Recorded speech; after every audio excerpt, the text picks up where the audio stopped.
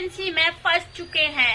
नमस्कार, आप देख रहे हैं दिल्ली की आवाज और इस वक्त की चर्चा में खबर जो चल रही है वो आचार्य अनिरुद्धाचार्य को लेकर चल रही है, जहां पर बताएं कि उन्होंने एक ऐसी बात बोल दी है जिस बात पर जो है अब महिलाओं का आक्रोश बहुत ही जोर शोर से निकलकर सामने आ रहा है। मथुरा के अंदर जगह जगह महिला जो है उन पर अपने आक्रोश बरसा रही है। फिर चाहे महिला कोर्ट की बात करी जाए, कोर्ट में महिलाओं की बात करी जाए, या फिर अन्यथा सड़कों पर महिलाएं उतर आई हैं। आखिर क्या पूरा मामला है, तब तक के लिए आप देखें दिल्ली की आवाज और चैनल को जिन्होंने लाइक नहीं किया है वो लाइक कर ले, सब्सक्राइब कर ले और आखिर जाने की अनिरुद्धाचार्य ने ऐसी क्या बात बोल दी जिस वजह से जो है उन्हें महिलाओं से मांगनी पड़ गई है माफी। जी हाँ, किस बारे में हम बात कर रहे हैं वो पूरी चर्चा आपको हम बताएंगे इस खास रिपोर्ट में।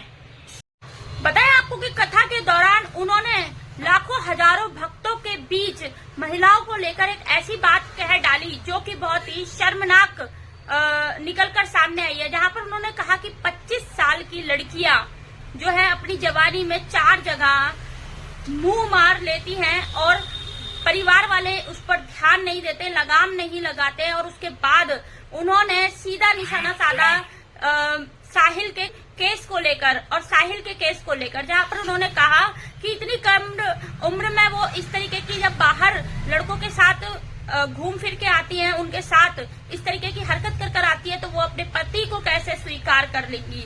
जी हाँ, इस बात पर जो है महिलाओं का आक्रोश फूट फूट कर निकल कर सामने आ रहा है। वहीं एक महिला ने भी बयान दिया है कि अगर उन्हें अनिरुद्धाचार्य मिलेंगे तो वो उन्हें जूते से मारना पसंद करेंगी। वहीं इस दौरान कथावाचक अनिरुद्धाचार्य ने कहा कि मैंने जो बात कही थी उसे तोड़ मरोड़ कर पेश किया गया है।